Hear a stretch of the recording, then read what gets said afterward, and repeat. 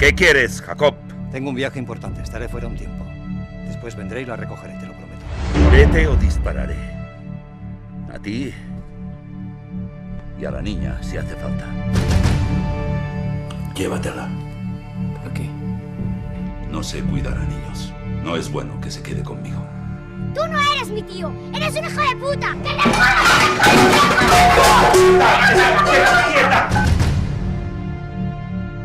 Yo fui general soviético del ejército de tierra y trabajé para la KGB.